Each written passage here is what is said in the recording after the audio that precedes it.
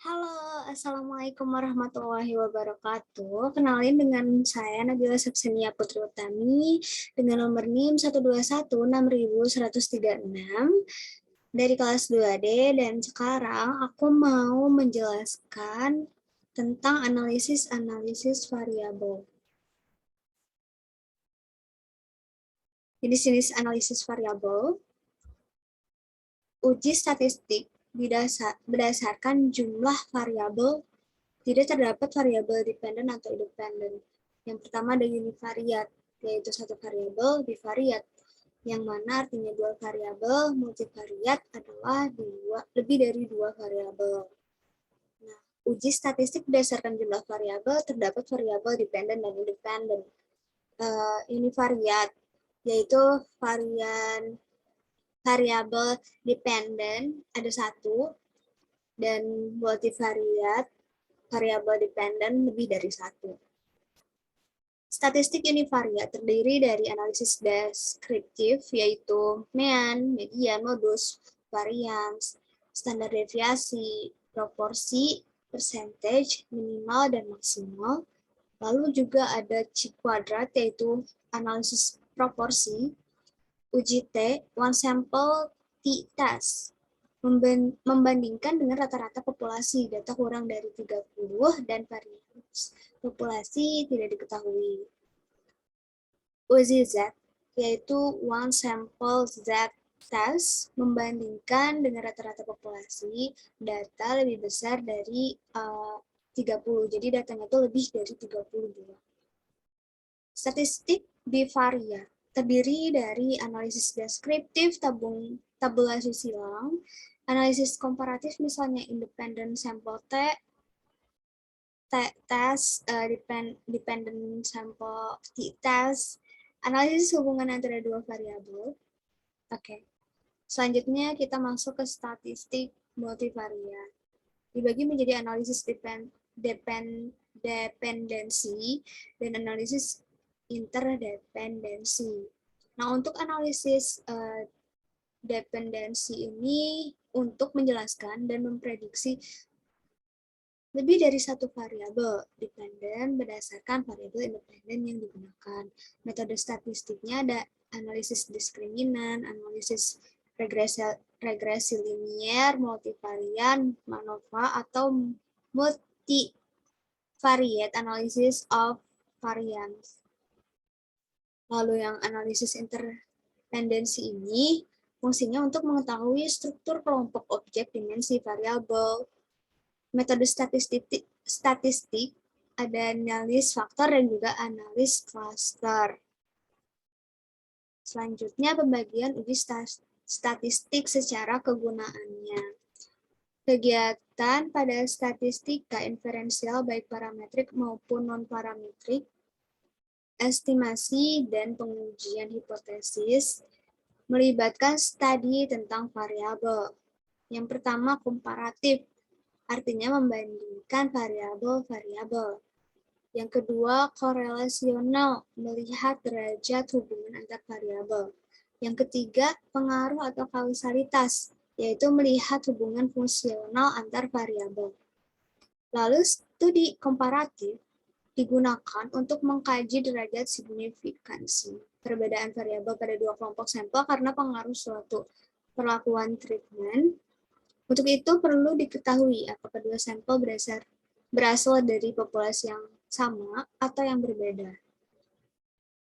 Untuk selanjutnya kita masuk ke tool sample related. Bisa diperoleh dengan tiga cara. Yang pertama, satu kelompok diamati dalam dua waktu yang berbeda. Nah, istilah ini dikenal dengan before-after experiment. Yang kedua, dengan memasangkan dua individu yang berasal dari satu populasi. Lalu yang ketiga, dengan memasangkan dua individu yang berasal dari dua populasi yang karakteristiknya mirip. Untuk selanjutnya, uji-uji statistik dalam studi komparatif.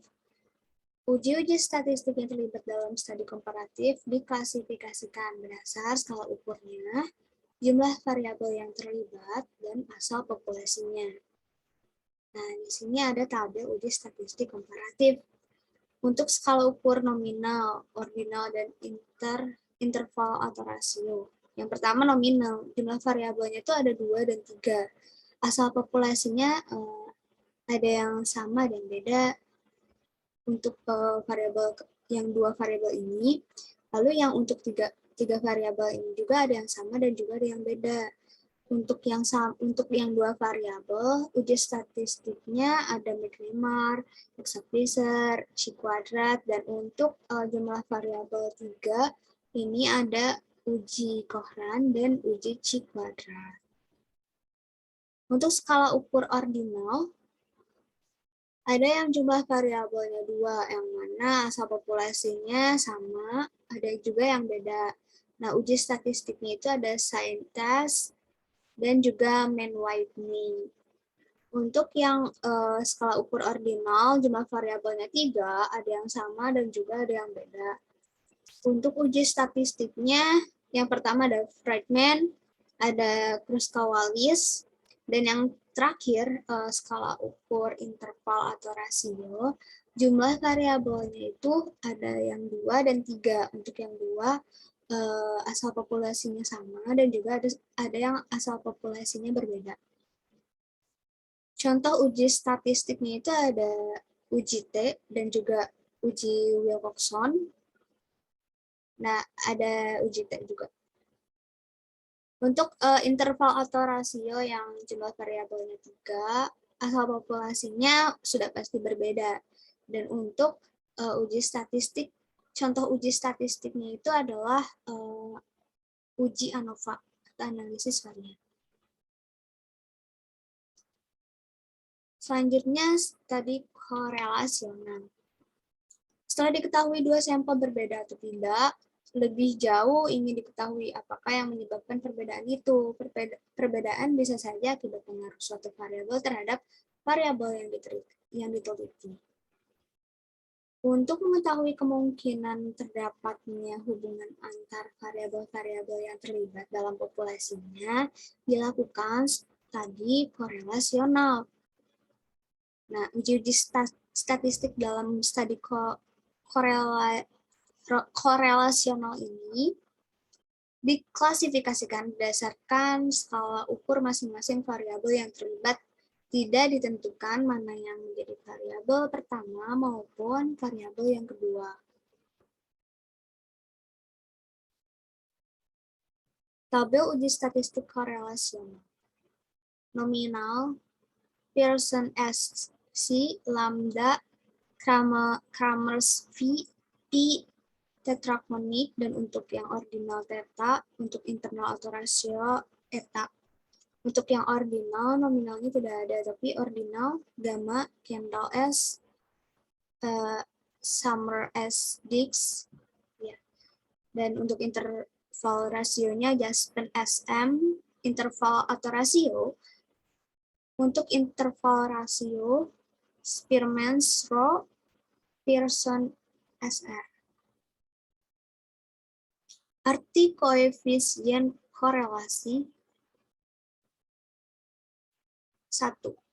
Derajat hubungan dua variabel ditanyakan dalam satu bilangan yang disebut koefisien korelasi. Besarnya kurang dari 1 sampai 1. Tanda plus atau minus menyatakan arah hubungan, sedangkan besarnya koefisien korelasi menyatakan kualitas hubungan. Koefisien 1 artinya terdapat hubungan yang sempurna. Nah, kalau yang koefisien 0 artinya tidak terdapat hubungan.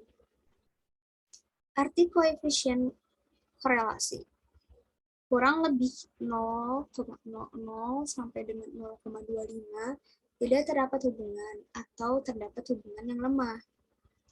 Kurang lebih dari 0,26 sampai 0,50 terdapat hubungan yang cukup lemah. Kurang dari 0,51 sampai 0,75 terdapat hubungan yang cukup kuat. Untuk yang terakhir kurang lebih dari 0,76 sampai 1,00 hubungan yang kuat atau menuju sempurna. Nah, ini juga ada arti koefisien korelasi yang ketiga.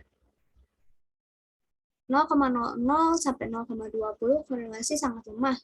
0,21 sampai 0,40 korelasi yang lemah. 0,41 sampai 0,70 korelasi kuat. 0,71 sampai 0,90 korelasi yang sangat kuat. Untuk 0,91 sampai 0,99 korelasi yang kuat sekali, dan untuk nilainya 1 korelasi yang sempurna. Studi pengaruh digunakan untuk mengidentifikasi bagaimana variabel-variabel berhubungan. Hubungan ini disebut hubungan fungsional yang dinyatakan dalam sebuah persamaan matematika, yaitu persamaan regresi. Ada dua persamaan regresi. Yang pertama, persamaan regresi linier atau simple linear regression dan multiple linear regression. Yang kedua, persamaan regresi tak linier. Oke, selanjutnya variabel berdasarkan fungsinya. Dalam menganalisa regresi terdapat dua variabel. Variabel bebas atau independent variabel disebut juga variabel prediktor. Untuk yang kedua, variabel terikat atau dependent variabel disebut juga variabel respon. Variabel tak bebas mengikuti bagaimana perilaku variabel bebas. Oke. Kita sudah berada di slide terakhir.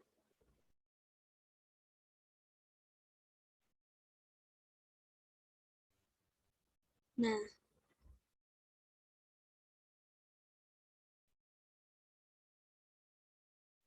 mungkin segitu aja penjelasan jenis variabel yang bisa saya jelaskan. Mohon maaf jika banyak kekurangan dan kesalahan. Terima kasih untuk atensinya. Terima kasih untuk yang sudah menonton video ini. Dan sampai jumpa. Assalamualaikum warahmatullahi wabarakatuh.